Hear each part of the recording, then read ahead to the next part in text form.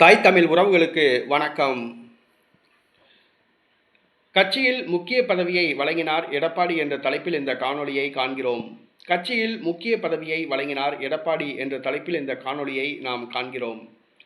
வருகிற சட்டசபை தேர்தலுக்கு 5 மாதங்கள் தான் உள்ளன. கட்சியில் களையெடுக்கும் பணியில் எடப்பாடி பழனிசாமி களமிறங்கியுள்ளார்.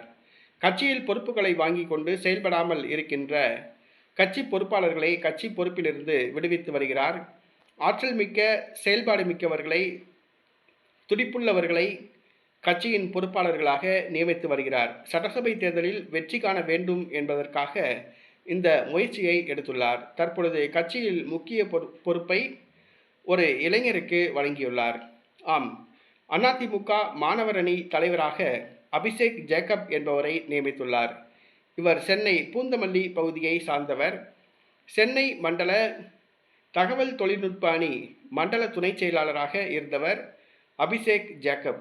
இவர் கட்டிட ஒப்பந்ததாரர் ஆவார்.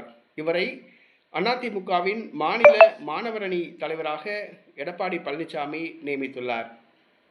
இவரை விட கட்சியில் மூத்தவர்கள் பலர் உள்ளனர். அவர்களுக்கு இந்த உயர்ந்த பதவி வழங்கப்படவில்லை. கட்சியில் துடிப்பு மிக்க, செயல்பாடு மிக்க அபிஷேக் ஜேக்கப்புக்கு இந்த பதவியை வழங்கியுள்ளார். இதனால் அதிமுகவில் உள்ள மூத்தவர்கள் அதிருப்தியில் உள்ளனர்.